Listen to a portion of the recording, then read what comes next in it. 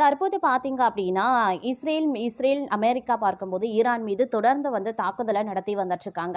இதற்கு முன்ன பார்த்தீங்க அப்படின்னா, பிப்ரவரி 26ஆம் தேதி பிரதமர் நரேந்திர மோடி அவர்கள் இஸ்ரேல் பயணத்தை முடித்து நாடு திரும்பிய நிலையில, அடுத்த 2 நாட்கள் கழித்து, அதாவது பிப்ரவரி 28ஆம் தேதி பார்த்தீங்க அப்படின்னா, அமெரிக்கா பார்த்தீங்கன்னா, ஈரான் மீது தாக்குதலை நடத்தியிருந்தது.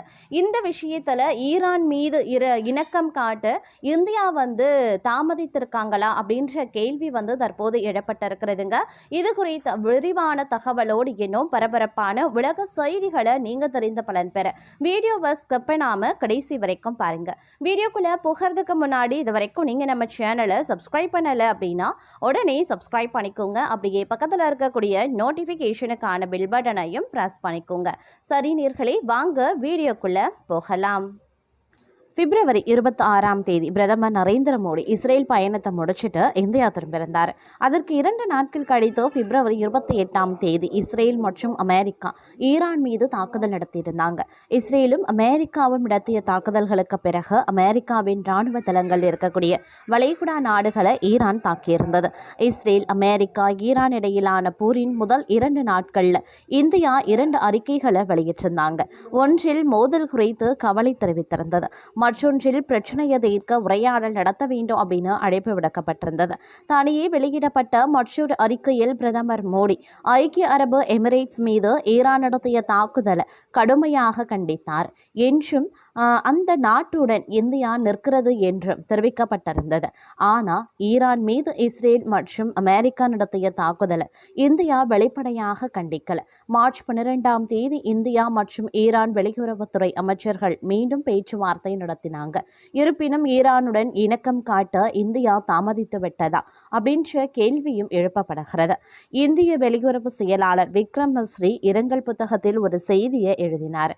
ஈரான் உயர் தலைவர் அயதுல்லா அலி கமேனி மரணமடைந்த 5 நாட்கள் கழித்தே இந்தியா அதிகாரப்பூர்வமாக அவருக்கு அஞ்சலி செலுத்தியது. இந்திய அரசின் இந்த நிலைப்பாடு பரவலாக விமர்சிக்கப்பட்டது. ஆனால் அனுதாப பதிவோடு அந்த 5 நாட்கள் கழித்தே திறக்கப்பட்டது. அதனால் வெளியுறவுத்துறை செயலர் விக்ரம் மிஸ்ரி மார்ச் 5 அன்று அந்த அனுதாப பதிவேட்டில் கையெழுத்திட்டார் என்று வெளியுறவுத்துறை அமைச்சகம் தெரிவித்திருந்தாங்க. இந்திய பெருங்கடல்ல ஈரானின் IRIS தேனா போர்க்கப்பல் அமெரிக்க நீர்மூழ்கி கப்பலால் மூழ்கடிக்கப்பட்டதற்கு பிறகு இந்தியாவின் வெளிநாட்டு கொள்கை மீது மிகுந்த விமர்சனமும் எழுந்தது. அந்த போர்க்கப்பல் இந்திய கடற்படையின் அழைப்பின் பேரில் இராணுவ பயிற்சியில் பங்கேற்க இந்தியா வந்திருந்தது. இந்தியாவின் வெளியுறவுத்துறை அமைச்சர் ஜெய்சங்கர் இந்தியாவில் ஒரு ஈரான் போர்க்கப்பலுக்கு தஞ்சம் வழங்கப்பட்டது குறித்து நாடாளுமன்றத்தில் அறிக்கை வெளியிட்டார். ஆனால் இந்திய பெருங்கடல்ல மூழ்கிய IRIS தேனா கப்பல் குறித்து அவர் கருத்து தெரிவிக்கவில்லை. ஆனால் இஸ்ரேல், அமெரிக்கா மற்றும் ஈரான் இடையிலான போரில் இந்த சமநிலை அணுகுமுறையை கடைபிடிக்கும் இந்தியாவின் நிலைப்பாடு கடந்த 3-4 நாட்களில் வேகமாகவே மாறியிருக்கிறது. மார்ச் 9 அன்று வெளியுறவுத்துறை அமைச்சர் ஜெய்சங்கர் நாடாளுமன்றத்தில் பேசும்போது தற்போது நடைபெற்று வரும் போர் சூழ்நிலைகள் ஈரான் தலைமைத்துவத்துடன் தொடர்பு கொள்வது கடினமாக இருப்பதாக தெரிவித்திருந்தார். ஆனால் வியாழக்கிழமை வெளியுறவு அமைச்சகம் ஜெய்சங்கர் ஈரான் வெளியுறவுத்துறை அமைச்சர் அப்பாஸ் அராக்ஷியுடன் 3 முறை பேசியதாக தெரிவித்திருந்தது. இரு வெளியுறவுத்துறை அமைச்சர்களுக்கு இடையிலான 4வது உரையாடல் வியாழக்கிழமை மாலை நடைபெற்றது. ஜெய்சங்கருடன் அராக்ஷி பேசிய விஷயங்களை பற்றி ஈரான் வெளியுறவு அமைச்சகம் விவரித்திருந்தது.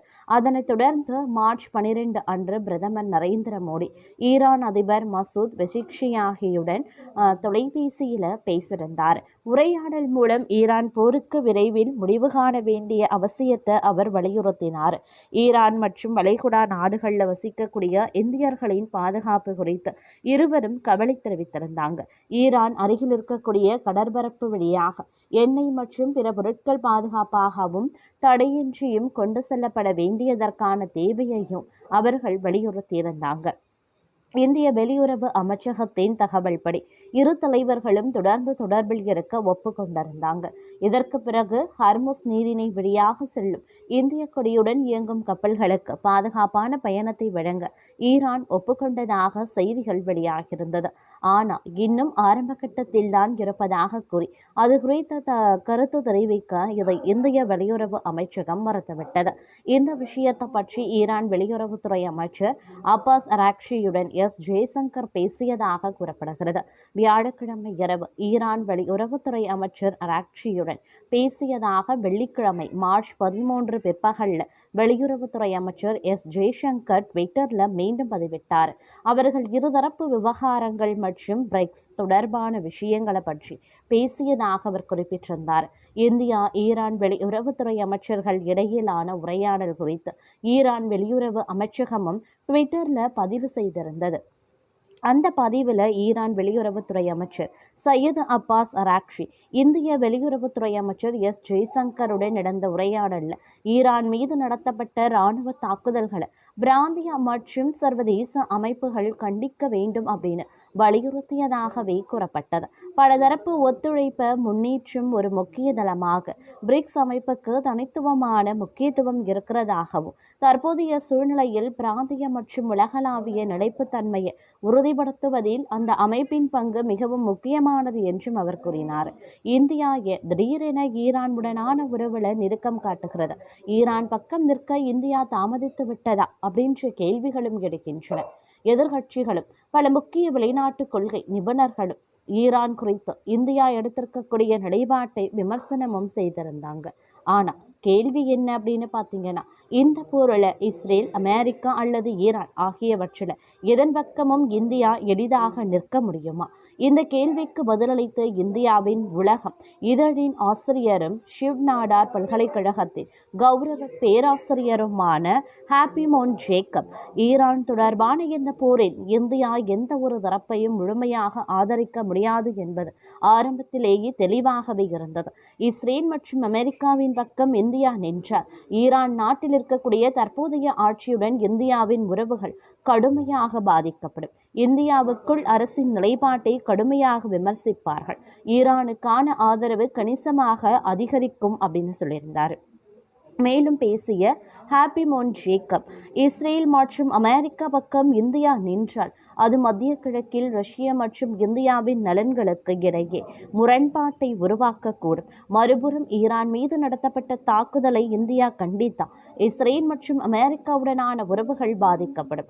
முக்கியமான பாதுகாப்பு தொழில்நுட்பங்களை இந்தியா இந்த நாடுகளிடமிருந்தே பெறுகிறது அப்படிங்கிறத நினைவில் கொள்ள வேண்டும் அப்படின்னு சொல்லியிருந்தார். இந்த போரின் தாக்கம் தற்போது இந்தியாவையும் சேர்த்து உலகம் முழுவதும் உணரப்பட தொடங்கியும் இருக்கிறது. ஹார்முஸ் நீரிணை வழியாக செல்ல முயலும் கப்பல்களை தொடர்ந்து தடுக்கப் போவதாக ஈரான் எச்சரித்திருந்தாங்க. ஈரான் இவ்வாறு எச்சரித்ததன் பின்னர் அந்த வழியாக எண்ணெய் மற்றும் எரிவாயு ஏற்றி செல்லும் கப்பல்கள் மிகவும் குறைந்துவிட்டன. ஹார்முஸ் நீரிணை வழியாக உலகின் மொத்த எண்ணெய் விநியோகத்தில் சுமார் 20% எடுத்து செல்லப்படுகிறது. இந்தியாவின் எண்ணெய் விநியோகத்தில் சுமார் 40 முதல் 50% இந்த வழியாகவே வருகிறது. ஆனால் தற்போது அது 30% குறைந்திருப்பதும் குறிப்பிடத்தக்க ஒரு விஷயம்.